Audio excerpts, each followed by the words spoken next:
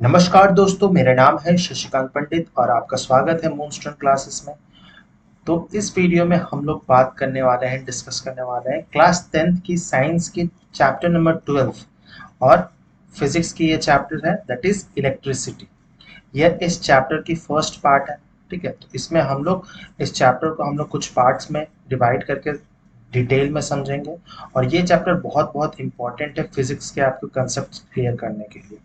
तो यदि आप 11th-12th में साइंस लेकर पढ़ना चाहते हैं तो आपके यही बेसिक कंसेप्ट्स यहीं पर क्लियर होने बहुत ज़रूरी है। इसीलिए हम लोग डिटेल में और जितना आसान हो सके उस भाषा में आपको समझाने की कोशिश करूँगा। तो इस वीडियो को अंत तक ज़रूर देखिएगा और अगर वीडियो पसंद आए तो लाइक ज़रूर कीजिए, शेयर कीजिए अपने दोस्तों के साथ एंड सब्सक्राइब अभी तक नहीं किए हैं तो सब्सक्राइब ज़रूर कर लीजिए। तो चलिए शुरू करते हैं। इलेक्ट्रिसिटी यानी विद्युत, बिजली कह सकते हैं, कुछ भी कह सकते हैं। आज के टाइम पे विदाउट इलेक्ट्रिसिटी आप 1 घंटा भी नहीं रह पाएंगे, है ना। मतलब रह पाएंगे लेकिन लाइफ अनईजी हो जाती है। तो इलेक्ट्रिसिटी एक ह्यूमन काइंड के लिए बहुत बड़ा इन्वेंशन था, डिस्कवरी थी। तो इसीलिए इलेक्ट्रिसिटी को समझना, उसके कॉन्सेप्ट्स को समझना बहुत ज़्यादा ज़रूरी है। ठीक है, तो चलिए हम लोग शुरू करते हैं। इलेक्ट्रिसिटी में पहला टॉपिक क्या है वो सब टॉपिक्स में डिस्कस कर लेते हैं। तो सबसे पहला है इलेक्ट्रिक करंट एंड सर्किट। ठीक है, तो इलेक्ट्रिक करंट होता क्या एक्चुअली में। ठीक है, electric current is the flow of electric charges is known as electric current, है ना। आपने अगर कभी आपको अगर कभी शॉक लगा हो, ठीक है, तो आपको पता चलता है कि अपने बॉडी से किस तरह से करंट, जब शॉक लगता है तो कैसा महसूस होता है ना। तो वो अगर आपने महसूस किया है तो ऑब्वियसली आपको थोड़ी बहुत नॉलेज जरूर होगी। The flow of electric charges, उसमें क्या हो रहा था, हमारे बॉडी में जब भी शॉक लगता है चार्ज का फ्लो होता है। ठीक है, अगर आपके हाथ से चार्ज फ्लो कर रहा है तो पूरे हाथ से लेकर बॉडी तक एकदम ग्राउंड तक चला जाता है। तो उसी को ही हम लोग इलेक्ट्रिक करंट कहते हैं, है ना। Electric electric current is carried by moving electrons through a conductor. ठीक है, तो ये चार्ज जो है, ये चार्ज कौन कैरी करता है, तो ये हमारे बॉडी में या कोई भी कंडक्टर में, ठीक है, वो कौन कंडक्ट करता है, तो वो होता है इलेक्ट्रॉन्स। इलेक्ट्रॉन्स मूव करते हैं मेनली। ठीक है, आपको पता होगा केमिस्ट्री में आपने पढ़ा होगा, जिसमें न्यूक्लियस जो होता है उस वो किससे बनता है, न्यूट्रॉन एंड प्रोटॉन से बनता है। और न्यूक्लियस के सराउंडिंग इलेक्ट्रॉन्स रिवॉल्व करते हैं एक पर्टिकुलर ऑर्बिट में, ये केमिस्ट्री में आपने पढ़ा होगा। उसी तरह से इलेक्ट्रॉन जो कि नेगेटिव चार्ज है ना, वो कंडक्टर में मूव करता है। कंडक्टर, अब कंडक्टर कुछ भी हो सकता है, एक मेटल वायर भी हो सकता है, चाहे वो ह्यूमन बॉडी भी हो, वो भी एक कंडक्टर ही है। ठीक है, तो इलेक्ट्रिसिटी या इलेक्ट्रिक करंट मेनली है फ्लो ऑफ चार्जेस। और ये फ्लो ऑफ चार्जेस कौन कैरी करता है, चार्जेस को कौन कैरी करता है, तो ये इलेक्ट्रॉन्स कैरी करता है। ठीक है, by convention electric current flows in the opposite direction to the movement of the electrons. ठीक है, अब इलेक्ट्रिक सर्किट क्या होता है, तो बेसिकली इलेक्ट्रिक सर्किट एक कंटिन्यूअस और एक क्लोज्ड पाथ है जिसमें इलेक्ट्रिक करंट पता चलता है ना। तो जैसे कि इस डायग्राम में आप देख लीजिए, ठीक है, तो ये इलेक्ट्रिक सर्किट है क्या, नहीं। इलेक्ट्रिक सर्किट के लिए हमें और भी कुछ इसमें चाहिए। ठीक है, तो इलेक्ट्रिक सर्किट में हमें कुछ एसेंशियल एलिमेंट्स चाहिए, जैसे कि एक तो चाहिए हमें सेल। ठीक है, सेल या बैटरी हमें चाहिए। ठीक है, इसके पॉजिटिव नेगेटिव टर्मिनल होते हैं। फिर चाहिए एक मेटेलिक वायर, जिसको हम लोग कंडक्टर बोलते हैं ना। तो एक कंडक्टर है ये। और लेट सपोज हम एक बल्ब को यूज करना चाहते हैं, बल्ब को ग्लो करना चाहते हैं, तो एक बल्ब चाहिए। ठीक है, दिस इज बल्ब। फिर कंडक्टर को हम लोग को एक स्विच से ज्वाइन करना पड़ेगा, है ना। तो स्विच हम लोग यहाँ पर बना दे रहे हैं और इसको negative terminal of the cell से अटैच कर देंगे। तो इसको कहते हैं मेनली एक इलेक्ट्रिक सर्किट। ठीक है, तो मेन जो बेसिक एक इलेक्ट्रिक सर्किट में चाहिए वो क्या चाहिए, एक तो है सेल या बैटरी। ठीक है, कॉम्बिनेशन ऑफ सेल को कहते हैं बैटरी। ठीक है, तो यहाँ पर मैंने सिर्फ एक ही सेल यूज किया, इसीलिए सेल यू होगा। और सेल के आपको पता होगा पॉजिटिव एंड नेगेटिव टर्मिनल होता है। तो पॉजिटिव टर्मिनल जो होगा वो बड़े लाइन से डिनोट किया जाएगा और नेगेटिव टर्मिनल छोटे लाइन से। स्विच की जो है वो स्विच की इस तरह से डिनोट किया जाता है, ये होता है स्विच की मतलब क्लोज्ड है, ठीक है। और ओपन के लिए इस तरह से डिनोट किया जाता है। मैं सिंबल्स के बारे में भी आऊंगा। ये हमारा बल्ब है और एक मेटेलिक वायर चाहिए जो कि कंडक्टर का रोल प्ले करता है। तो इसमें क्या होगा, पॉजिटिव टर्मिनल से इलेक्ट्रॉन्स जो है वो मूव करेंगे मेटेलिक वायर में कंडक्टर से, और वो नेगेटिव टर्मिनल तक जाएंगे। यही है हमारा इलेक्ट्रॉन्स का फ्लो। इलेक्ट्रिसिटी इसी तरह से फ्लो करता है from the positive terminal to the negative terminal, और इस क्लोज्ड पाथ को कहते हैं इलेक्ट्रिक सर्किट, ठीक है। Expression of electric current, electric current किससे डिनोट होता है, तो कैपिटल लेटर आई से, ठीक है। तो कंफ्यूज मत होइएगा कि करंट है तो सी से डिनोट होगा, ये आई से डिनोट होता है, कैपिटल लेटर आई से। Electric current is expressed by the rate of flow of electric charges. Rate of flow means the amount of charges flowing through a particular area in unit time. Rate का मतलब तो ये है ना कि एक particular time और एक पर्टिकुलर एरिया में कितना इलेक्ट्रिक चार्ज जो चार्जेस है वो फ्लो कर रहा है, इसी को हम लोग rate of flow of charges कहते हैं। तो यही है हमारा इलेक्ट्रिक करंट। होपफुली आपको समझ आ गया होगा इलेक्ट्रिक करंट क्या होता है, इलेक्ट्रिक सर्किट क्या होता है, और किस तरह से इलेक्ट्रॉन्स मूव करते हैं, ठीक है। अब हम लोग आ जाते हैं कि if a net charge q flows through a cross section of a conductor in time t, then electric current। तो इलेक्ट्रिक करंट को अगर हम लोग मैथमेटिकल फॉर्मूला के टर्म्स में अगर बताएं तो वो क्या है कि rate of flow of electric charge, ठीक है। तो उसको कहा जाता है इलेक्ट्रिक करंट, है ना, आई से कैपिटल आई से डिनोट किया जाता है। तो net charge divided by time taken, net charge, ठीक है। लेट सपोज ये एक पॉइंट है मेटल का मतलब वायर का, और ये एक पॉइंट है, ये हमारा कंडक्टर है, ये पॉइंट है ए और ये बी है। तो इस पॉइंट से इस पॉइंट तक आने के लिए फ्लो, ठीक है, इलेक्ट्रिक जो इलेक्ट्रॉन्स है वो फ्लो करने के लिए कितना टाइम कंज्यूम हुआ, उसी को हम लोग कहते हैं इलेक्ट्रिक करंट, ठीक है। तो इलेक्ट्रिक चार्ज मान लेते हैं ए पॉइंट पे Q1 चार्ज था और B पॉइंट पे Q2 चार्ज था। तो नेट चार्ज क्या होगा, net charge will be what, net charge, net charge को हम लोग कैपिटल Q से डिनोट करते हैं, that will be Q2 minus Q1। ये हमारा नेट चार्ज है। और टाइम कितना लगा, मान लेते हैं यहां से यहां पहुंचने में 5 सेकेंड लग गया, ठीक है। तो वो टाइम होगा, ठीक है, जितना भी होगा। तो इलेक्ट्रिक करंट बहुत आसान में अगर बताया जाए तो उसका मैथमेटिकल फॉर्मूला क्या होगा, Q बाई टी, ठीक है। Where I is the electric current, Q is the net charge and T is the time in second, क्योंकि ये सब SI यूनिट्स में, SI यूनिट ऑफ टाइम क्या है, SI यूनिट ऑफ टाइम है second, ठीक है। तो स्मॉल लेटर S से लिखा जाता है। नेट चार्ज के लिए हम लोग कैपिटल Q से डिनोट करते हैं और इलेक्ट्रिक करंट के लिए कैपिटल I से डिनोट करते हैं, ठीक है। इसी से ही डिनोट करना पड़ेगा। नेक्स्ट हम लोग मूव करते हैं कि SI unit of electric charge क्या होगा, ठीक है। तो इलेक्ट्रिक चार्ज का SI यूनिट क्या होगा, तो SI unit of electric charge है कूलम, ठीक है, उसका है कूलम, और उसको हम लोग लिखा जाता है कैपिटल की सी से, ठीक है। कैपिटल लेटर सी से भी लिख सकते हैं या फिर हम लोग कूलम भी लिख सकते हैं। तो 1 कूलम होता क्या है, तो 1 coulomb is nearly equal to 6 into 10 to the power 8 electrons, ठीक है। तो 1 कूलम मतलब 6 into 10 to the power 8 electrons. और आपको पता है कि एक इलेक्ट्रॉन का चार्ज कितना होता है, तो 1.6 into 10 to the power minus 19 coulomb, है ना। तो 1 कूलम, तो 1 कूलम में क्या होगा, 1 कूलम में कितना हो जाएगा, तो 6 into 10 to the power 18 into 1.6 into 10 to the power minus 19, ये हो जाएगा 1 कूलम का वैल्यू, ठीक है। आप इसको मल्टीप्लाई करेंगे तो आपका आंसर निकल आएगा, ठीक है। तो 1 कूलम में कितने इलेक्ट्रॉन्स होते हैं, तो 6 into 10 to the power 8 electrons, और एक इलेक्ट्रॉन्स का चार्ज कितना होता है, तो 1.6 into 10 to the power 19 coulomb, है ना। तो इस तरह से आप डिनोट कर सकते हैं। तो इलेक्ट्रिक चार्ज Q का ऐसा यूनिट है इलेक्ट्रिक चार्ज का, वो है कूलम, ठीक है। ये एक बहुत बड़े साइंटिस्ट कूलम के नाम पे रखा गया सी, ठीक है। तो ऐसा यूनिट ऑफ इलेक्ट्रिक करंट क्या होगा, ठीक है। तो इलेक्ट्रिक करंट तो हम लोग आई से डिनोट करते हैं, लेकिन इसका ऐसा यूनिट है एम्पियर, एम्पियर, और एम्पियर को हम लोग कैपिटल लेटर ए से डिनोट करते हैं, ठीक है। तो ampere is the flow of electric charge through a surface at the rate of 1 coulomb per second, ठीक है। तो इलेक्ट्रिक करंट क्या होगा फिर, तो इलेक्ट्रिक करंट हम लोग ने पढ़ा, electric current is I is equal to Q by T.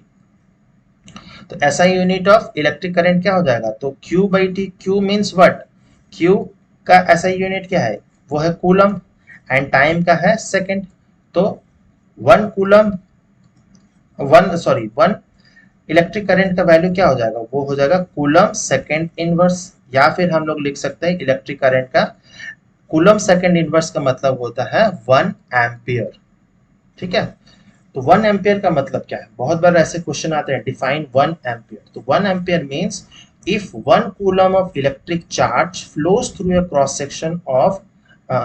Section for 1 second, it would be equal to 1 ampere, ठीक है। तो हम लोग ने पढ़ा था कि इलेक्ट्रिक करंट का मैथमेटिकल फॉर्मूला क्या है, Q बाई टी, ठीक है, ये पढ़ा था हम लोग ने। तो Q का ऐसा यूनिट है कूलम, एंड T का है सेकेंड्स। तो when 1 coulomb of electric charge is flowing through a cross section for 1 second, तब उसको हम लोग कहा जाता है 1 एम्पियर। तो 1 एम्पियर को हम लोग क्या लिख सकते हैं, 1 एम्पियर को हम लोग कूलम सेकेंड इनवर्स भी से डिनोट कर सकते हैं, ठीक है। एम्पियर जो हो जाएगा वो कूलम सेकेंड इनवर्स से भी आप डिनोट कर सकते हैं, ठीक है। फिर small quantity of electric current, जैसे कि small quantity of electric current is expressed in milliampere and microampere, ठीक है। तो बहुत माइन्यूट अमाउंट में करंट किसी कंडक्टर से फ्लो कर रहा है, उसके लिए हम लोग दो टर्म्स यूज करते हैं, मिली एम्पियर्स और माइक्रो एम्पियर्स में, ठीक है। तो मिली एम्पियर्स को इस तरह से डिनोट किया जाता है, स्मॉल एम एम और कैपिटल ए। और 1 मिली एम्पियर में कितना एम्पियर करंट होता है, तो 10⁻³ होता है, ठीक है। तो ये कन्वर्सन कभी कभी न्यूमेरिकल्स में ऐसे क्वेश्चन दे दिया जाता है, तो आपको मिली एम्पियर को एम्पियर में कन्वर्ट करके करना पड़ेगा, ठीक है। तो वो पता होना चाहिए कन्वर्सन। तो 1 milliampere means 10⁻³ ampere. Similarly 1 microampere, micro तो और भी छोटा होता है, तो 1 माइक्रो एम्पियर में 10⁻⁻6 एम्पियर होता है, ठीक है। तो ये मैथमेटिक टर्म्स में आपको बहुत ज्यादा यूज आएगा। अब हम लोग एमीटर के बारे में समझ लेते हैं। तो एमीटर होता क्या है, ठीक है। तो एमीटर एक apparatus है या एक इंस्ट्रूमेंट कह सकते हैं, जो कि मेजर करता है इलेक्ट्रिक करंट को इन अ सर्किट, ठीक है। तो एक इलेक्ट्रिक सर्किट में इलेक्ट्रिक करंट को मेजर करने के लिए वो जो इंस्ट्रूमेंट होता है उसको एमीटर कहा जाता है। तो एमीटर को इस तरह से डिनोट किया जाता है, ठीक है, प्लस माइनस साइन होता है। तो एमीटर को हम लोग जो है इलेक्ट्रिक सर्किट में ऑलवेज सीरीज में कनेक्शन करते हैं, ऑलवेज सीरीज में कनेक्शन होता है, ठीक है। सीरीज का मतलब क्या है, तो ये देखिए एक टिपिकल इलेक्ट्रिक सर्किट है जिसमें हम लोग ने दो सेल्स है, यहाँ पर दो सेल्स है, मतलब इसको हम लोग बैटरी कह सकते हैं। तो फर्स्ट रिक्वायरमेंट तो बैटरी हो गया, फिर सेकेंड रिक्वायरमेंट तो ये इलेक्ट्रिक कंडक्टर हो गया, है ना। इलेक्ट्रिक जो मेटल वायर है वो कंडक्टर का रोल प्ले करेगा। फिर तीसरा जो है ये हमारा बल्ब का साइन है ना, तो बल्ब आ चुका है। फिर एमीटर, एमीटर जो है और वो सीरीज में कनेक्टेड है, ठीक है, इसको बोला जाता है सीरीज में कनेक्शन। और हमेशा जो फर्स्ट जो positive terminal of the battery है वो मैच करना चाहिए positive terminal of the ammeter, ठीक है। अगर हम ये जो ऊपर वाला पार्ट है वो प्लस होगा या नीचे वाला माइनस होगा, अगर मिसमैच करेंगे तो इलेक्ट्रिक सर्किट गड़बड़ दिखा सकता है। और एक साथ साथ में स्विच की है, तो ये जो है टिपिकल एक इलेक्ट्रिक सर्किट है। तो यहाँ पर क्या हो रहा है, एमीटर जो है वो सीरीज में कनेक्शन किया हुआ है इलेक्ट्रिक सर्किट के साथ में, ठीक है, ये आपको समझ आ गया।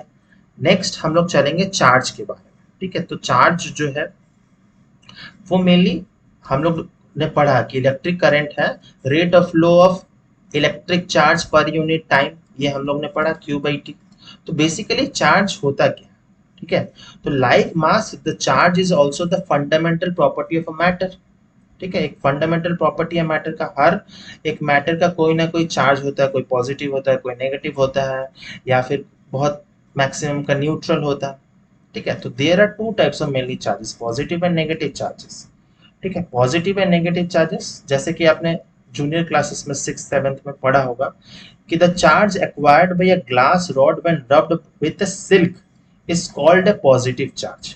ठीक है, जब एक ग्लास रॉड को हम लोग एक सिल्क के कपड़े से उसको रब करेंगे तो उसमें क्या होता है, वो ग्लास रॉड में पॉजिटिव चार्ज एक्वायर कर लेता है। और similarly the charge acquired by ebonite rod, ठीक है, एक इबोनिट रॉड को जब हम लोग रब करेंगे उल के साथ में तब वो नेगेटिव चार्ज एक्वायर कर लेता है। ठीक है, तो वो अपने जूनियर क्लासेस में पढ़े ही होगा, या आपने वो एक्सपेरिमेंट घर में बहुत बार किया होगा, जैसे पेपर के छोटे छोटे पार्ट्स कर लेने के लिए और उसके बाद कॉम्ब लेके या कंघी लेकर या स्केल लेकर, जो आपके मेजरिंग स्केल होते हैं, उसको सर पे घसने से उसमें चार्ज एक्वायर हो जाता है। और जब आप उस स्केल को या कंघी को इस पेपर के ऊपर से ये करेंगे, मूव कराएंगे, तो वो पेपर क्या होता है, अट्रैक्ट कर लेता है। क्यों? क्योंकि इन दोनों में ऑपोजिट चार्जेस हो जाते हैं। तो ऑपोजिट चार्जेस क्या होता है, ऑपोजिट चार्जेस गेन करता है, वो अट्रैक्ट करता है बेसिकली। ठीक है, जैसे आपने मैग्नेट में पढ़ा होगा कि ऑपोजिट पोल्स जो होते हैं अट्रैक्ट करते हैं और लाइक पोल्स रिपेल करते हैं। सिमिलरली चार्जेस में भी वही चीज होता है कि पॉजिटिव वाले जो होते हैं, पॉजिटिव और नेगेटिव, ये क्या करेंगे, ये अपने एक दूसरे को अट्रैक्ट करेंगे। लेकिन अगर सेम है, नेगेटिव नेगेटिव या फिर पॉजिटिव पॉजिटिव, तो ये दूसरे को एक दूसरे को रिपेल करेंगे, एक दूसरे को दूर भागेंगे। ठीक है, लेकिन जब ऑपोजिट चार्जेस होंगे तो अट्रैक्ट करेंगे। अब प्रॉपर्टीज क्या होते हैं, ये तो आपको बहुत बता ही दिया कि unlike charges attract each other and like charges repel each other. ठीक है, तो ये जो ग्लास रॉड है उसको हम लोग जब सिल्क से रब करते हैं तो वो उसमें क्या होता है, पॉजिटिव चार्ज एक्वायर हो जाता है। ठीक है, सिमिलरली जब पेपर और कॉम का हम लोग कर रहे थे एक्सपेरिमेंट, उसमें भी चार्ज एक्वायर होता है, दोनों में ऑपोजिट चार्ज हो जाता है, इसीलिए वो वो, वो क्या करता है, पेपर और कॉम में अट्रैक्शन हो जाता है। ठीक है, तो ये था प्रॉपर्टी पहला।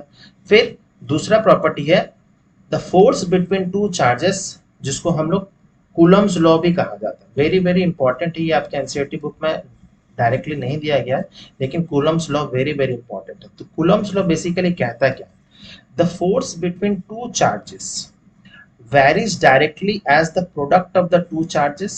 मतलब मान लीजिए ये दो चार्जेस हैं, ठीक है, ये दो चार्जेस है Q1 एंड Q2। ठीक है, तो इन दोनों में force between this two charges, जो कि फोर्स जो है वो इसी डायरेक्शन में होगा, है ना, वो मेटेलिक कंडक्टर के डायरेक्शन में होगा। तो the force between the two charges varies directly as the product of the two charges. ठीक है, फोर्स जो है वो डायरेक्टली वैरी करेगा product of the two charges and inversely as the square of the distance between both the charges। और इन दोनों के बीच में डिस्टेंस मान लेते हैं, Q1 और Q2 के बीच में R है डिस्टेंस। ठीक है, तो फोर्स जो है वो directly proportional to Q1 into Q2 and is inversely proportional to square of the distance between these two charges। तो यही है कूलम्स लॉ। ठीक है, तो वो क्या हो जाएगा, अगर इन दोनों को कंबाइन करा जाएगा, फर्स्ट एंड सेकंड को अगर कंबाइन करेंगे तो ये इक्वेशन बनेगा F directly proportional to Q1 Q2 and inversely proportional to R square. ठीक है, फिर इक्वल टू लाने के लिए हमें कांस्टेंट टर्म यूज करना पड़ेगा, तो यहाँ पर हम लोग ने K कांस्टेंट ले लिया। ठीक है, तो उसको कहा जाता है कांस्टेंट ऑफ प्रोपोर्शनैलिटी। ठीक है, तो अब ये K का ऐसा यूनिट क्या होगा, अगर बाई चांस पूछ लिया जाता है, ये कांस्टेंट जो है कूलम्स लॉ में जो कांस्टेंट होता है उसका ऐसा यूनिट क्या होगा, तो ये इस तरह से क्रॉस मल्टीप्लाई होगा, तो F R square by Q1 Q2, है ना। और एफ का फोर्स का ऐसा यूनिट क्या है, newton. R square means distance, distance का होता है मीटर, तो मीटर स्क्वायर। एंड Q और Q2, तो चार्ज का है ऐसा यूनिट क्या है, कूलम। कूलम इंटू कूलम क्या हो जाएगा, कूलम स्क्वायर। तो ये कांस्टेंट K का जो है ऐसा यूनिट क्या हो जाएगा, वो होगा newton metre square coulomb to the power -2, ये हो जाएगा कांस्टेंट ऑफ प्रोपोर्शनैलिटी का ऐसा यूनिट। तो कूलम्स लॉ से आप बहुत कुछ इसे निकाल सकते हैं, ऐसे क्वेश्चंस भी बहुत आते हैं कूलम्स लॉ से रिलेटेड, लेकिन एनसीईआरटी बुक में बहुत डायरेक्टली नहीं पूछा गया है कूलम्स लॉ के बारे में, तो भी आप जान के रखिए, आपके 11th-12th में बहुत काम आएगा। ठीक है, पता चलेगा आपको कि ऐसा यूनिट ऑफ चार्ज जो है कूलम है। तो 1 कूलम में 1 एम्पियर पर सेकंड, है ना। तो 1 कूलम, अब इसी से हम लोग चार्ज का भी निकाल सकते हैं, है ना, इसी से हम लोग चार्ज भी निकाल सकते हैं। The quantity of charge which flows through a circuit when 1 ampere of current flows through it in 1 second is known as 1 coulomb charge। ठीक है, तो 1 कूलम चार्ज में जैसे मैंने पिछले पिछले टॉपिक में बताया था कि 1 कूलम में कितना होता है, तो 6 × 10⁻18 इलेक्ट्रॉन्स होते हैं, है ना। तो 1 कूलम में कितने होंगे, तो 6 × 10⁻⁰ इंटू इलेक्ट्रॉन्स का चार्ज, ठीक है। तो 1 चार्ज जो हो गया Q इज इक्वल टू क्या हो जाएगा, नंबर ऑफ इलेक्ट्रॉन्स, तो नंबर ऑफ इलेक्ट्रॉन्स यहाँ पे क्या है 6 × 10⁻18 एंड एक इलेक्ट्रॉन्स का क्या चार्ज होता है। ठीक है, ये हमारा 1 कूलम का या चार्ज का मैथमेटिकल फॉर्मूला होता है। तो चार्ज का मैथमेटिकल फॉर्मूला क्या है, quantity of charge which flows through a circuit when 1 ampere of current flows through it in 1 second is called 1 coulomb charge. तो आप इस तरह से भी कर सकते हैं या फिर इस तरह से भी कर सकते हैं कि 1 कूलम में कितना होगा, 1 ampere of electric current flowing through a conductor in 1 second. ठीक है, तो ये दोनों ही फॉर्मूला से आप न्यूमेरिकल कर सकते हैं। जैसे कि एक क्वेश्चन है एनसीईआरटी का, calculate the number of electrons constituting 1 coulomb of charge. ठीक है, 1 कूलम ऑफ चार्ज में निकालना है, नंबर ऑफ इलेक्ट्रॉन्स हमें फाइंड आउट करना है। तो ये हमें फॉर्मूला पता है कि that is Q is equal to N into E। ठीक है, तो हमें फाइंड आउट क्या करना है, N फाइंड आउट करना है ना। तो N फाइंड आउट करना है, तो N will be what, N will be Q by E। ठीक है, N will be Q by E। तो ये क्या हो जाएगा, तो नंबर ऑफ इलेक्ट्रॉन्स कितना हो जाएगा, तो number of electrons will be 1 coulomb charge बोला गया है, तो 1 कूलम बाई इलेक्ट्रॉन्स का चार्ज कितना है, तो इलेक्ट्रॉन्स का चार्ज कितना होता है, तो 1.6 इंटू 10⁻⁻19। ठीक है, तो आप अगर इसको सॉल्व करेंगे तो आपका आंसर आ जाएगा, तो 1/1.6 इंटू 10⁻6, तो इसको अगर और सिंपलेस्ट में करके रखा जाए तो क्या होगा, तो 1/1.6 इंटू 10⁻19 होगा नंबर ऑफ इलेक्ट्रॉन्स, ये आपका आंसर होगा। आप इसको डिवाइड कर लीजिए आराम से। तो इस तरह से ये क्वेश्चन को किया जा सकता है। फिर अब हम नेक्स्ट टॉपिक पे आते हैं। नेक्स्ट टॉपिक है हमारा electric potential and potential difference. ठीक है, वेरी इंपॉर्टेंट है। हम लोग ने समझ लिया इलेक्ट्रिक करंट के बारे में, इलेक्ट्रिक सर्किट के बारे में, चार्ज क्या होता है, positive negative charge, Coulomb's law, वो हम लोग डिस्कस कर लिया। अब हम लोग डिस्कस करेंगे electric potential and potential difference. ठीक है, electric potential is the amount of electric potential energy at a point is called the electric potential. ठीक है, जैसे कि कोई भी अगर ऑब्जेक्ट को हम लोग एक सर्टेन हाइट पे रेज करते हैं, मान लीजिए ये ग्राउंड लेवल है और इस ग्राउंड लेवल से सर्टेन हाइट पे अगर हम लोग रेज करते हैं कोई भी ऑब्जेक्ट को, तो इसमें क्या होता है, एक certain amount of potential energy होती है ना। उस हम लोग ने मैकेनिक्स में पढ़ा था कि सर्टेन अमाउंट ऑफ एनर्जी होती है, उस वो पोटेंशियल एनर्जी की फॉर्मूला क्या थी, वो होती mgh, where m is the mass of that object, g is the gravity जो है, and acceleration due to gravity, and h है हाइट, कितने हाइट पे। सिमिलरली इलेक्ट्रिक पोटेंशियल में भी उसी तरह का है, the amount of electric potential energy at a point. ठीक है, एक पॉइंट पे कितना इलेक्ट्रिक पोटेंशियल एनर्जी है उसी को कहा जाता है इलेक्ट्रिक पोटेंशियल। अब पोटेंशियल डिफरेंस क्या होता है, ठीक है, पोटेंशियल डिफरेंस मेनली इलेक्ट्रिसिटी के टर्म्स में होता है, जहां पर डिफरेंस होता है, डिफरेंस बिटवीन द प्रेशर। जैसे आपने पढ़ा होगा बायोलॉजी में कि हायर पोटेंशियल से ऑस्मोसिस के दौरान, प्लाज्मोलिसिस के दौरान, ये हायर पोटेंशियल से जिसमें हायर कंसेंट्रेशन होता है, ठीक है, हायर कंसेंट्रेशन से फ्लूइड जो होते हैं, लिक्विड जो होते हैं, वो लोअर कंसेंट्रेशन की तरफ मूव करते हैं, है ना, लोअर लोअर कंसेंट्रेशन की तरफ मूव करते हैं। तो वहां पर क्या होता है कि एक प्रेशर डिफरेंस होता है, तभी वो मूव करते हैं, ठीक है। अगर एक फ्लैट सरफेस है, ठीक है, उस पे अगर हम लोग पानी के कुछ बूंदे गिरा देंगे तो वो इक्वली चारों तरफ डिस्ट्रीब्यूट होगा, है ना, इक्वली डिस्ट्रीब्यूट होगा।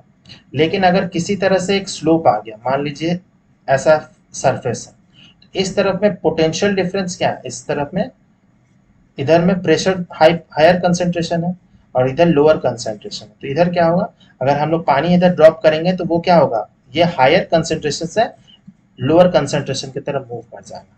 सिमिलर केस पोटेंशियल डिफरेंस में भी, इलेक्ट्रिसिटी में भी वही होता है, the difference in the amount of electric potential energy between two points, ठीक है, तो दो पॉइंट्स के बीच में जो पोटेंशियल एनर्जी का डिफरेंस होता है उसी को पोटेंशियल डिफरेंस बोला जाता है। तो पोटेंशियल डिफरेंस मतलब क्या है, delta we, delta we is what होगा, मान लेते हैं कि ये दो पॉइंट है, ठीक है, इसका पोटेंशियल एनर्जी V1 है, इसका पोटेंशियल एनर्जी V2 है, तो पोटेंशियल डिफरेंस क्या होगा, तो potential difference will be V2 minus V1, ठीक है, delta V will be V2 minus V1। या फिर दूसरे भाषा में बोला जाए तो electrons move only if there is a difference in electric pressure, ठीक है, अगर प्रेशर के रेस्पेक्ट में बोला जाए तो higher pressure to lower pressure में जाना आसान है ना, तो इलेक्ट्रॉन्स मूव तभी ना करेंगे जब there there is a difference between the pressure, electric pressure, इसी को हम लोग पोटेंशियल डिफरेंस कहा जाता है। तो this difference of potential may be produced by a battery consisting of one और मोर इलेक्ट्रिक सेल। तो ये इलेक्ट्रिक जो प्रेशर डिफरेंस है वो किस तरह से बन रहा है, वो किस कारण से जनरेट हो रही है, तो वो हो रहा है बैटरी की थ्रू, बैटरी के थ्रू वो होता है। तो बैटरी क्या करता है, बैटरी किसको बुलाता है कि नंबर ऑफ सेल्स के कॉम्बिनेशंस को हम लोग बैटरी कहा जाता है। एक सेल है, इसको हम लोग एक सेल कहेंगे, ठीक है, एक सेल, इसके प्लस और नेगेटिव टर्मिनल होता है, और ऐसे बहुत सारे सेल्स को हम लोग अलाइन कर देंगे तो उसको बैटरी कहा जाता है, ठीक है। तो बैटरी में क्या होता है, नॉर्मली जब आपके घर में पेंसिल बैटरीज होती हैं जो वॉल क्लॉक्स में हम लोग यूज करते हैं, टीवी के रिमोट्स में यूज करते हैं, उसमें आपने देखा होगा कि पॉजिटिव एंड नेगेटिव टर्मिनल होता है ना, तो वो जो होता है उसमें हम लोग का केमिकल एनर्जी स्टोर्ड होता है उस बैटरी में, तो वो ही केमिकल एनर्जी जो है वो पोटेंशियल डिफरेंस बनाता है, और पोटेंशियल डिफरेंस होता है तभी वो इलेक्ट्रॉन जो है एक कंडक्टर में मूव करता है। जब देखा जाएगा कि जब बैटरी पुरानी हो जाती है, उसका जो केमिकल्स है वो बहुत यूज्ड अप हो गए, कोई केमिकल बचा ही नहीं है, तब धीरे धीरे क्या होता है वो वर्क करना बंद कर देता है ना। जैसे रिमोट में, अगर बहुत समय से वो रिमोट में बैटरी लगी है तो वो कुछ समय बाद उसकी केमिकल जो है, केमिकल एनर्जी समाप्त हो जाएगी, तो केमिकल एनर्जी समाप्त हो जाएगी तो इलेक्ट्रिकल एनर्जी में कन्वर्ट ही नहीं होगी, है ना। तो यहाँ पर क्या हो रहा है, एनर्जी ट्रांसफर हो रहा है, तो बैटरी जो है पोटेंशियल डिफरेंस क्रिएट करता है, ठीक है, होपफुली आपको समझ आ गया होगा। Electric potential difference is known as voltage, और इसी को कहा जाता है वोल्टेज। जो नॉर्मली घरों में आती है वो कितने वोल्ट के आते हैं, तो 220 वोल्ट्स के आते हैं। जो हाई टेंशन वायर्स जाते हैं, बड़े बड़े बिजली के खंभे जो जाते हैं, वो 11,000 या बहुत सारे जो होते हैं वो लैक्स में भी होते हैं, 1 लाख वोल्टेज, है ना, तो वो बहुत हाई वोल्टेज होता है, ठीक है, वो मेन ट्रांसमिशन लाइन में होती है। लेकिन जो नॉर्मली घरों में यूज होता है फॉर फॉर होम पर्पसेस, उसमें हम लोग 220 वोल्ट का यूज करते हैं, ठीक है, which is equal to the amount of, तो इलेक्ट्रिक पोटेंशियल या वोल्टेज वो क्या होता है, is equal to the amount of work done to move a unit charge between 2 points against a static electric field।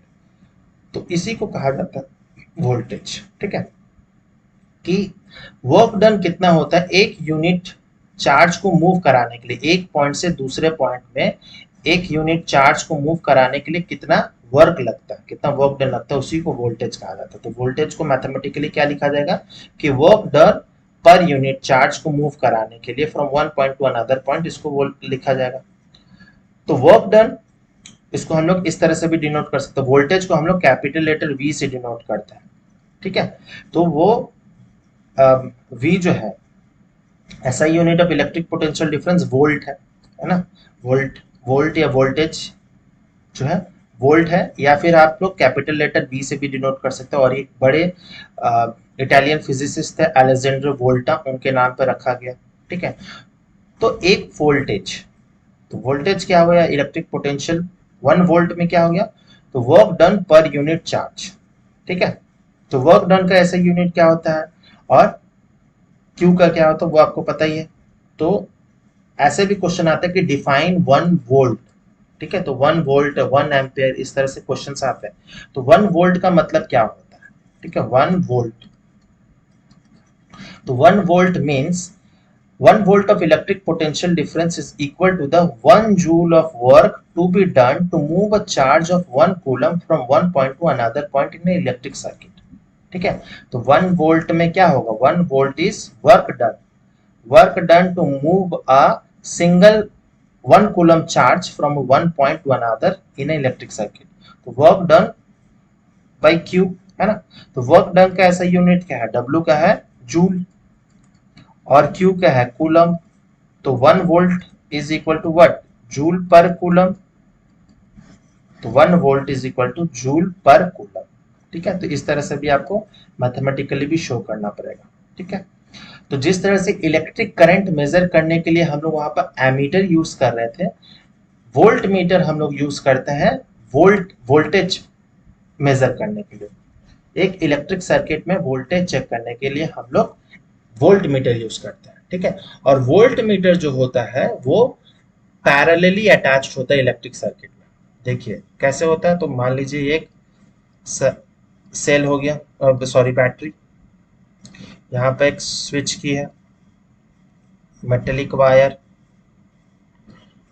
ठीक है। यहाँ पे एक बल्ब हो गया, और इस पे हम लोग ने एमीटर लगा दिया ए, ठीक है। तो वोल्ट मीटर कहाँ लगेगा, और ये plus terminal, negative terminal, electrons का डायरेक्शन भी मैं शो कर दिया एरो के थ्रू। तो वोल्ट मीटर जो होगा वो पैरेलली लगता है। तो पैरेलली मीन्स इस तरह से लगेगा, ठीक है। इस तरह से वोल्ट मीटर लगेगा। तो वोल्ट मीटर जो होगा उसके लिए ज्वाइंट करना पड़ेगा, ठीक है, उसके लिए ज्वाइंट करना पड़ता है। तो वोल्ट मीटर को इस तरह से दिखाया जाता है, यहाँ पर पॉजिटिव एंड नेगेटिव टर्मिनल बीच में वोल्ट लिखा जाता है। सर्किट डायग्राम में जो यूजफुल टर्म्स है वो मैं आपको इस टेबल के थ्रू समझा देता हूँ। जैसे कि इलेक्ट्रिक सेल, तो एक सिंगल सेल है उसको हम लोग इलेक्ट्रिक सेल कहेंगे, जिसके पॉजिटिव एंड नेगेटिव टर्मिनल है। जो लंबी वाली लाइन है वो पॉजिटिव टर्मिनल होती है, नेगेटिव जो होता है वो छोटी टर्मिनल्स होते हैं, ठीक है। फिर ये बैटरी किसको बुलाते हैं, कॉम्बिनेशन ऑफ सेल को कहा जाता है बैटरी। यहाँ पे देखिए 1, 2 और 3 सेल यहाँ पे कंबाइंड है, इसीलिए इसको कहा जाता है बैटरी, ठीक है। प्लग की और स्विच ओपन, ठीक है, स्विच। तो जब इस तरह से है तो उसको ओपन कहा जाता है। तो ओपन का मतलब क्या है कि सर्किट जो है वो ओपन है। सर्किट ओपन है मतलब इलेक्ट्रिक करंट फ्लो नहीं कर रहा, उसमें ब्रेक है ना। सर्किट ओपन है, ठीक है। अब स्विच ऑन और स्विच ऑफ से कंफ्यूज मत होइएगा। जैसे हम लोग स्विच ऑन करते हैं तो कोई भी अप्लायंस चालू हो जाता है, लेकिन इस केस में क्या है, स्विच ओपन। ओपन का मतलब है कि इलेक्ट्रिक सर्किट जो है वो ओपन है। अगर इलेक्ट्रिक सर्किट ओपन होगी तो इलेक्ट्रिक फ्लो ही नहीं करेगा, क्योंकि उसमें ब्रेक है ना। तो उसको कहते हैं इलेक्ट्रिक सर्किट जो है वो ओपन है, ठीक है। इलेक्ट्रिक सर्किट इज ओपन, ठीक है, इसमें कोई भी करंट फ्लो नहीं करेगा।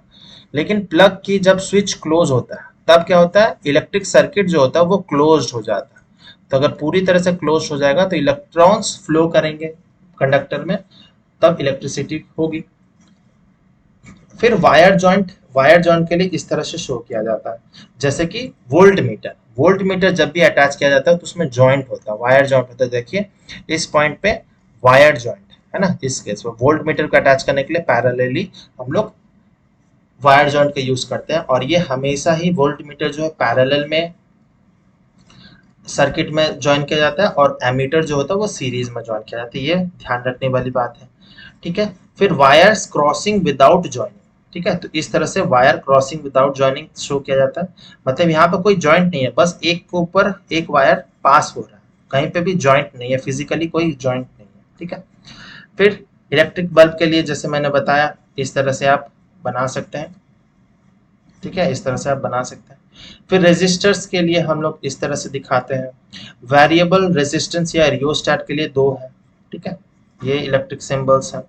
फिर एमीटर मैंने बता दिया, प्लस माइनस चार्जेस ए लिखा रहता है, एंड वोल्टमीटर के लिए वी लिखा रहता है। मीटर जो होगा हमेशा सीरीज में कनेक्शन होगा और वोल्टमीटर पैरेलल में कनेक्शन होगा। ठीक है, अब हम लोग बेसिक इलेक्ट्रिसिटी के सब कॉन्सेप्ट समझ गए। इलेक्ट्रिक सर्किट क्या होता है, इलेक्ट्रिक करंट क्या होता है, चार्ज क्या होता है, electrons, ammeter, voltmeter, electric current, 1 volt, voltage, potential difference, ये सब क्लियर हो गया होगा। अब हम लोग ओम्स लॉ पढ़ेंगे। ठीक है, ओम्स लॉ क्या कहता है, तो Ohm's law states that the potential difference between 2 points is directly proportional to the electric current, ठीक है, at a constant temperature।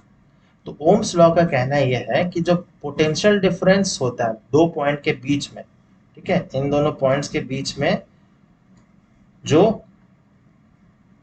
Potential difference होता है, ठीक है, Q1 Q2, तो वो जो है वो डायरेक्टली प्रोपोर्शनल है to the electric current flowing. ठीक है, is directly proportional to the electric current flowing at a constant temperature. Very important है, टेम्परेचर कांस्टेंट रहना चाहिए।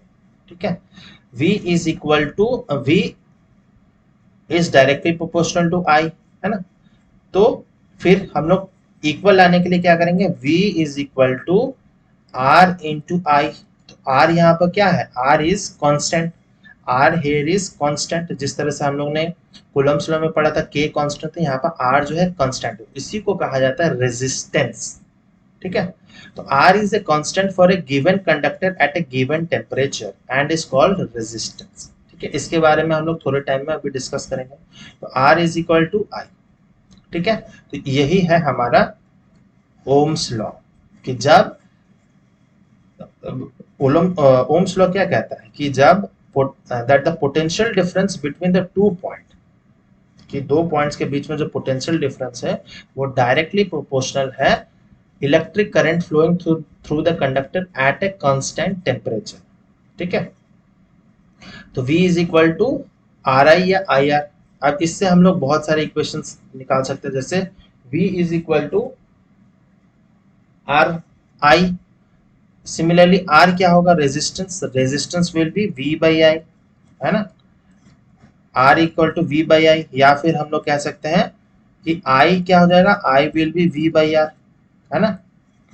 एक ही इक्वेशन से हम लोग बहुत सारे वैल्यूज निकाल सकते हैं। ठीक है, अब हम लोग समझते हैं रेजिस्टेंस क्या होता है।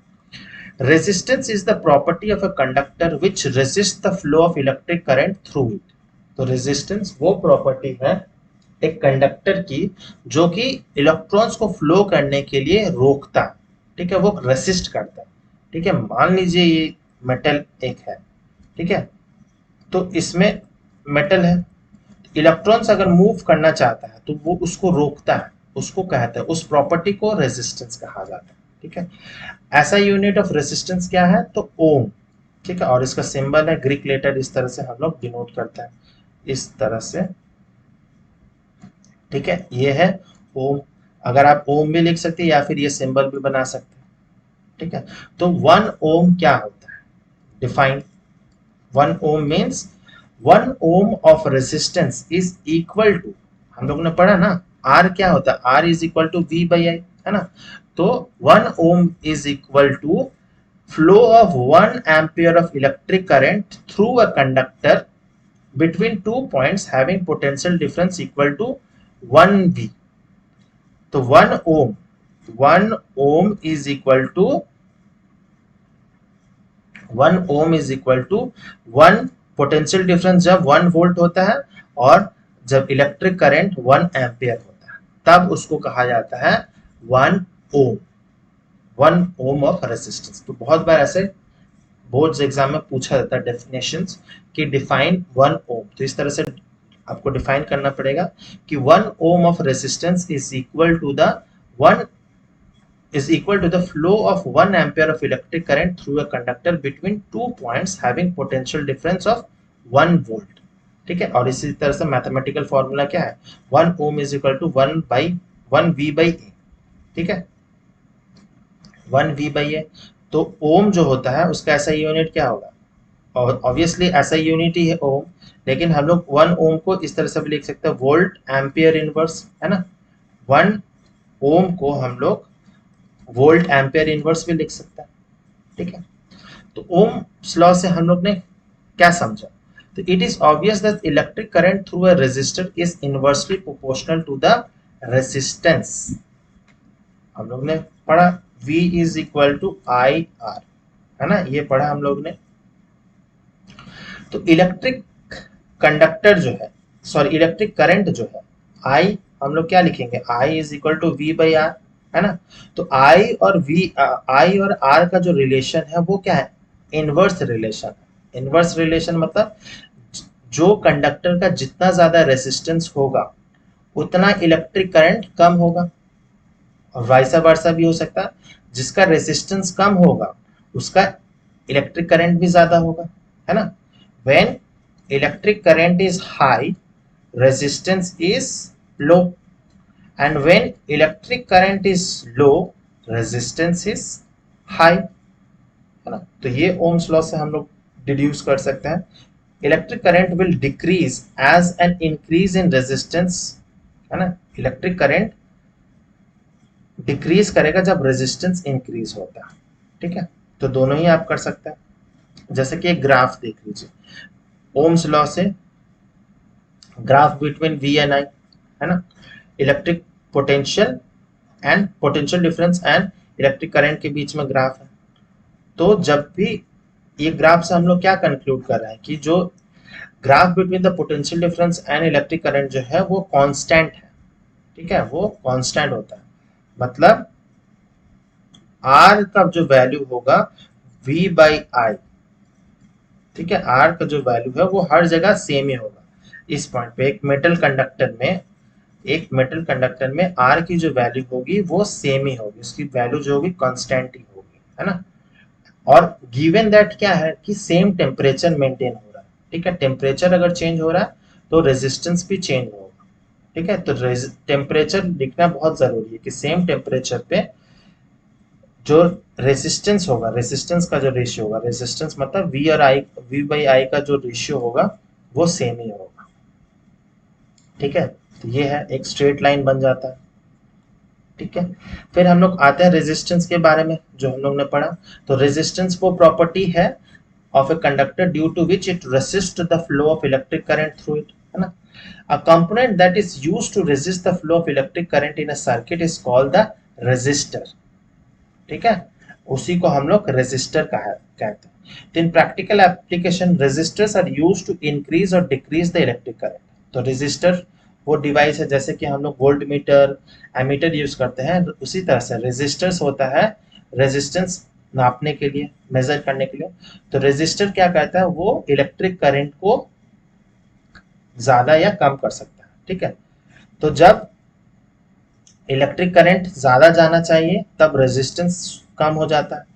ठीक है, और जब इलेक्ट्रिक करंट कम जाना चाहिए तो रेजिस्टेंस हाई हो जाता है। तो वैसे रेजिस्टेंस को हम लोग कहते हैं वेरिएबल रेजिस्टेंस या रियोस्टेट।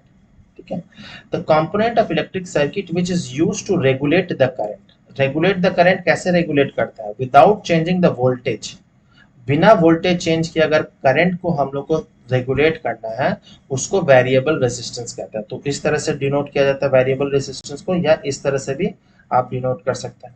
ठीक है, ऐसे ऐसे, ठीक है, इस तरह से भी डिनोट कर सकते हैं, इस तरह से। ठीक है, तो वेरिएबल रेजिस्टेंस में the change of electric circuit which is used to regulate the current without changing the voltage, उसको हम लोग वेरिएबल रेजिस्टेंस कहते हैं। और उस डिवाइस को क्या कहते हैं, रियोस्टेट। ठीक है, rheostat is a device which is used in the circuit to provide variable resistance. ठीक है, वेरिएबल रेजिस्टेंस मतलब अगर हमें ज्यादा करंट फ्लो कराना है ज़्यादा करंट फ्लो कराना है तो हमें रेजिस्टेंस को कम करना पड़ेगा, रेजिस्टेंस को हम लोग को कम करना पड़ेगा, क्योंकि इनका इन्वर्स रिलेशन है। और इलेक्ट्रिक करंट को कम करना है तो रेजिस्टेंस को हाई कर दो, ठीक है, उसी को वेरिएबल रेजिस्टेंस कहते हैं। तो cause of resistance in conductor, कैसे होता कैसा है ये रेजिस्टेंस? तो flow of electron in a conductor in electric current, the positive particle of the conductor. तो इलेक्ट्रॉन जो होते हैं वो नेगेटिव चार्ज होते हैं, उनके नेगेटिव चार्ज होता है ना, लेकिन कंडक्टर जो होता है, एक मेटल वायर जो होता है, वो उसमें तो पॉजिटिव चार्ज भी होंगे। तो पॉजिटिव चार्ज जो है वो हिंड्रेंस कॉज करता है। तो पॉजिटिव चार्ज क्या करता है, वो नेगेटिव चार्ज, जो इलेक्ट्रॉन्स के जो नेगेटिव चार्ज है उनको अट्रैक्ट कर लेता है, और अट्रैक्ट कर लेता है तो इसीलिए इलेक्ट्रॉन्स का जो फ्लो है वो धीरे हो जाता है। और अगर इलेक्ट्रॉन्स का फ्लो कम हो जाएगा तो मतलब इलेक्ट्रिक करंट भी कम फ्लो करेगा, है ना। तो इस तरह से कंडक्टर जो है, मतलब रेजिस्टेंस जो है वो काम करता है, ठीक है। The positive particle of the conductor create hindrance to flow of the electrons because of the attraction between them, and this hindrances cause the resistance in the flow of electricity. ठीक है, अगर पूछा जाता है कि cause of resistance in a conductor तो इस तरह से आप एक्सप्लेन कर सकते हैं। फिर कौन कौन से ऐसे फैक्टर है on which resistance of a conductor depends? ठीक है, तो पहला फैक्टर है रेजिस्टेंस किस पे डिपेंड करता है? Obviously nature of the material, जो हमारा कंडक्टर है उसका नेचर क्या है, ठीक है। Some material create least hindrance, ठीक है, मतलब बहुत कम हिंड्रेंस देता है, मतलब उनका रेजिस्टेंस जो है बहुत कम होता है, उसको कहा जाता है गुड कंडक्टर। रेजिस्टेंस कम देंगे मतलब क्या होगा, वो इलेक्ट्रॉन्स को बहुत आसानी से फ्लो करने दे देता है, उनको बहुत सारा स्पेस मिल जाता है कि इलेक्ट्रॉन्स आसानी से तुम फ्लो कर जाओ, ठीक है, उस कंडक्टर में। तो वैसे कंडक्टर को हम लोग गुड कंडक्टर बोला जाता है। जैसे कि सबसे बेस्ट कौन सा होता है, तो सिल्वर, सिल्वर, कॉपर, गोल्ड, ये सब क्या है, ये सब बहुत बेस्ट कंडक्टर होते हैं, ठीक है, क्योंकि उनका रेजिस्टेंस जो होता है वो कम होता है। उसके विपरीत क्या होता है कि सम ऐसे भी मेटल्स होते हैं, ऐसे भी कंडक्टर्स होते हैं जिनका रेजिस्टेंस जो होता है बहुत ज्यादा होता है। तो रेजिस्टेंस ज्यादा होगा तो attraction between the electrons and the positive part of the metals जो होंगे वो ज्यादा होगा। अट्रैक्शन होगा तो इलेक्ट्रॉन्स को फ्लो करने का जो स्पीड है वो कम हो जाएगा, इलेक्ट्रॉन्स कम फ्लो करेगा तो इलेक्ट्रिक करंट भी कम फ्लो करेगा, ठीक है, तो वो हिंड्रेंस ज्यादा कॉज करेगा, ठीक है। तो वैसे कंडक्टर को हम लोग क्या कहेंगे, बैड कंडक्टर, या फिर हम लोग उसको इंसुलेटर भी कहते हैं, ठीक है। बैड कंडक्टर जो इलेक्ट्रिक करंट को फ्लो आसानी से नहीं करने देता है, ठीक है, जैसे कि प्लास्टिक हो गया, है ना, प्लास्टिक, हार्ड प्लास्टिक जो है उसको हम लोग बैड कंडक्टर या फिर इंसुलेटर कह सकते हैं। प्लास्टिक, रबर, ये सब जो हो गया कंडक्टर्स, बैड कंडक्टर्स है, ठीक है। तो ये है पहला। तो रेजिस्टेंस जो है वो मटेरियल पर डिपेंड करता है, वो कौन सा मटेरियल से बना हुआ है, सिल्वर है, गोल्ड है, कौन सा है, वो डिपेंड करता है, ठीक है। नेक्स्ट जो है रेजिस्टेंस किस पे डिपेंड करता है, तो length of the conductor, length पर डिपेंड करता है। Resistance is directly proportional to the length of the conductor, ठीक है। रेजिस्टेंस जो है वो लेंथ ऑफ द कंडक्टर पर डिपेंड करता है, ठीक है। मान लीजिए आपके पास एक वायर है 3 सेंटीमीटर का और एक वायर है 6 सेंटीमीटर का, ठीक है। तो सबसे ज्यादा रेजिस्टेंस किसमें कॉज होगा, ऑब्वियसली इसमें, इसमें कॉज होगा क्योंकि इसका लेंथ ज्यादा बड़ा है ना। तो रेजिस्टेंस जो है वो directly proportional to the length of the conductor. Resistance increases with the increase in the length of the conductor, जैसे जैसे हम लोग लेंथ इंक्रीज करेंगे उसका रेजिस्टेंस भी इंक्रीज हो जाएगा। तो मतलब अगर मान लीजिए यहाँ पर रेजिस्टेंस 1 था, 3 सेंटीमीटर वायर के लिए मान लेते हैं सपोज 1 रेजिस्टेंस था, तो यहाँ पर क्या हो जाएगा, यहाँ पर क्योंकि लेंथ ट्वाइस हो गया तो रेजिस्टेंस भी क्या हो जाएगा, ट्वाइस हो जाएगा, तो रेजिस्टेंस भी 2 हो जाएगा, 2 ओम हो जाएगा, ठीक है। तो जस्ट बताने के लिए मैं बता रहा था कि resistance is directly proportional to the length of the conductor, this is first equation, ठीक है। सिमिलरली थर्ड जो है वो डिपेंड करता है, रेजिस्टेंस जो है area of the cross section पे भी डिपेंड करता है, ठीक है।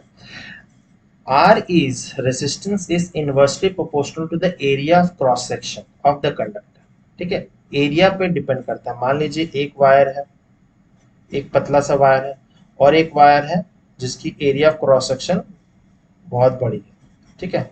ये इस तरह से एक वायर है, इसकी थिकनेस ज्यादा है, इसकी थिकनेस बहुत ये थिन है, ये थिकनेस इसकी ज्यादा है, इसकी एरिया ऑफ क्रॉस सेक्शन ज्यादा है ना। तो रेजिस्टेंस जो है वो इनवर्सली प्रोपोर्शनल टू एरिया, ठीक है। तो जितना ज्यादा एरिया होगा इस वायर में क्या होगा, इसमें एरिया ज्यादा है तो रेजिस्टेंस क्या होगा, वो कम होगा, रेजिस्टेंस विल बी लेस। इस वायर में, थिन वायर में क्या होगा, इसका एरिया बहुत कम है, एरिया कम है तो रेजिस्टेंस ज्यादा होगा, ठीक है, रेजिस्टेंस ज्यादा होगा। ये इनवर्सली रिलेशन का यही मतलब है कि अगर क्रॉस सेक्शनल एरिया ज्यादा है, क्रॉस सेक्शनल एरिया ज्यादा है मतलब रेजिस्टेंस कम होगा, और अगर क्रॉस सेक्शनल एरिया कम है तो रेजिस्टेंस ज्यादा होगा, है ना। This is our second equation, ठीक है। R will decrease with an increase in the area of the conductor and vice versa. More area of conductor facilitates the flow of electric current through more area, है ना, and thus decreases the resistance.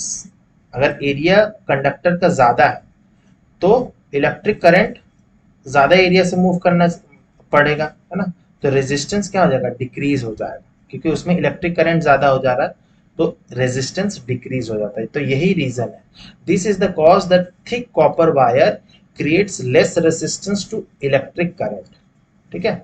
आपने देखा होगा जो भी high tension wire होते हैं उनकी थिकनेस जो होती है बहुत ज्यादा होती है, लेकिन मार्केट में और भी पतले पतले वायर मिलते हैं, तो पतले वायर में क्या होता है, पतले वायर में रेजिस्टेंस ज्यादा होता है, रेजिस्टेंस ज्यादा होता है इसीलिए इलेक्ट्रिक करंट जो है कम फ्लो करता है, ठीक है। लेकिन जो हाई टेंशन वायर होती है उसकी एरिया, क्रॉस सेक्शन एरिया बहुत ज्यादा होती है, तो उस केस में क्या होगा, इलेक्ट्रिक करंट बहुत ज्यादा और रेजिस्टेंस जो है बहुत कम हो जाता है, ठीक है। तो ये दूसरा, अब इन दोनों को हम लोग कंबाइन करेंगे फॉर्म इक्वेशन 1 2, तो रेजिस्टेंस क्या हो जाएगा, resistance will B directly proportional to length and inversely proportional to cross sectional area. तो R is directly proportional to length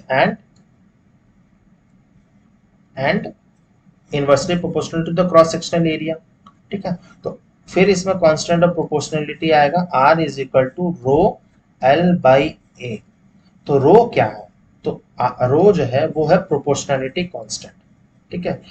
it is called the electrical resistivity of the metal of the conductor, ठीक है। तो resistivity है, electrical resistivity, are जो है electrical resistivity, उसको इस तरह से डिनोट किया जाता है। तो ये हो गया हमारा थर्ड इक्वेशन। थर्ड इक्वेशन से हम लोग क्या कर सकते हैं कि रो क्या हो जाएगा, रो की ऐसा यूनिट फिर क्या हो जाएगा, rho will be resistance into area divided by L, है ना। तो ये हो जाएगा रो, इलेक्ट्रिकल रेसिस्टिविटी का फॉर्मूला क्या हो जाएगा, rho will be resistance into area by L, मतलब लेंथ ऑफ द कंडक्टर, ठीक है। तो ऐसा यूनिट ऑफ रेसिस्टिविटी क्या होगा, ठीक है। तो ऐसा unit of resistivity will be what, resistance का क्या होता है, ओम होता है, ठीक है। ए है cross sectional area, cross sectional area means metre square, और लेंथ क्या होता है, तो मीटर होता है, तो मीटर और स्क्वायर जो है कट जाएगा तो बचेगा क्या, ओम मीटर, है ना, ओम मीटर। तो रेसिस्टिविटी, वन रेसिस्टिविटी मतलब ohm metre, SI unit of resistivity is ohm metre. तो रेसिस्टिविटी क्या हो गया फिर definition, one resistivity is what, it is defined as the resistance offered by a cube of a material of side 1 meter when current flows perpendicular to its opposite faces, ठीक है। SI unit क्या है, SI unit of ohm is ohm metre, और जो resistivity है रो is ohm metre, ठीक है। इससे बहुत सारे न्यूमेरिकल्स आपको करने होंगे, ठीक है। तो इस तरह से आपको डेफिनेशंस भी पता होना चाहिए, साथ ही साथ में मैथमेटिकल फॉर्मूला, क्योंकि ऑब्वियसली फिजिक्स है तो फिजिक्स में आपको न्यूमेरिकल आएंगे ही आएंगे, ठीक है। ऐसा यूनिट भी जानना बहुत जरूरी है। फिर रेसिस्टिविटी को हम लोग स्पेसिफिक रेसिस्टेंस भी कहा जाता है, तो सेम ही थिंग है। Resistivity depends on the nature of the material of the conductor, ठीक है, वो तो मैं बता ही दिया। जैसे कि रेसिस्टिविटी और रेजिस्टेंस में डिफरेंस है, रेसिस्टेंस जो है कंफ्यूज मत कीजिए, रेसिस्टेंस जो है हम लोग कैपिटल लेटर आर से डिनोट कर रहे हैं, वो है रेसिस्टेंस, ठीक है। जिसमें हम लोग ने पढ़ा था ohm's law, V is equal to I R, उसमें R जो है कांस्टेंट जो है उसको रेजिस्टेंस कहा जाता है, and resistivity means R A by L, ठीक है, तो इसको रेसिस्टिविटी कहा जाता है। तो दोनों में डिफरेंस है, रेजिस्टेंस एंड रेसिस्टिविटी में। तो materials having high resistivity in the range of 10 to the power 10 materials having a resistivity, materials having resistivity of range of बहुत कम 10 to the power -8 से 10 to the power -6 ohm metre is considered a good conductor, ठीक है, उसको good conductor कहा जाता है। जैसे कि सिल्वर का रेसिस्टिविटी कितना है 1.6 into 10 to the power -8 ohm metre, तो सबसे बेस्ट रेसिस्टिव इसकी रेसिस्टिविटी है, मतलब रेसिस्टिविटी सबसे इसकी कम है ना। तो रेसिस्टिविटी कम होगी तो क्या होगा, क्योंकि रेसिस्टिविटी और रेसिस्टेंस जो है डायरेक्टली प्रोपोर्शनल है ना। तो रेसिस्टिविटी अगर कम है, रेसिस्टिविटी अगर कम है तो रेसिस्टेंस भी कम होगा, अगर रेसिस्टेंस कम होगा तो इलेक्ट्रिक करंट ज्यादा फ्लो करेगा, है ना। तो इसीलिए ये क्या होता है, सिल्वर जो है सबसे बेस्ट कंडक्टर होता है, सबसे बेस्ट कंडक्टर या गुड कंडक्टर कहेंगे। उसके बाद कौन सा आता है, तो कॉपर आता है, इसकी भी जो रेसिस्टिविटी होती है वो 1.6 इंटू 10⁸ के आसपास ही, ठीक है। और इंसुलेटर्स कौन होते हैं, वेरी गुड इंसुलेटर, जैसे कि रबर, इनकी रेसिस्टिविटी कितनी है, तो 10⁻12 और 10⁻8 के आसपास में, ठीक है। तो इनकी रेसिस्टिविटी 10⁻12 और 8 के बीच में, जैसे कि टेबल में आपको दिख रहा होगा। तो सिल्वर जो है उसकी रेसिस्टिविटी कितनी कम है, रेसिस्टिविटी कम है तो रेजिस्टेंस भी कम है, रेजिस्टेंस कम है तो इलेक्ट्रिक करंट ज्यादा होगा। अब इंसुलेटर्स में आ जाए, जैसे glass, rubber, ebonite, diamond, paper, ये सब जो है उसमें क्या होता है, रेसिस्टिविटी बहुत हाई है, रेसिस्टिविटी हाई है तो resistance will be also high, if resistance is high then electric current is low, ठीक है। तो ये था। फिर बीच में देखिए एलॉयज आ जाता है ना। एलॉयज केमिस्ट्री में आपने एलॉयज के बारे में जरूर पढ़ा होगा, तो अगर आपने केमिस्ट्री में नहीं पढ़ा तो आप मेरे वीडियोस देख सकते हो, उसका जो प्लेलिस्ट के लिंक है वो आपको डिस्क्रिप्शन बॉक्स में मिल जाएगा, आप वहाँ से एलॉयज के बारे में 3rd चैप्टर में मैंने केमिस्ट्री में मेटल्स, नॉन मेटल्स में डिटेल में डिस्कस किया। तो जैसे कांस्टेंट एंड जो कि कॉपर एंड निकल का है एलॉय, मैंगनीम कॉपर मैंगनीज निकल का है, नाइक्रोम वेरी इंपॉर्टेंट है, नाइक्रोम बहुत ज्यादा यूज किया जाता है इलेक्ट्रिक हीटर्स में, ओवन में, इलेक्ट्रिक आयरन में, क्यों, क्योंकि इसकी रेसिस्टिविटी बहुत ज्यादा होती है, ठीक है।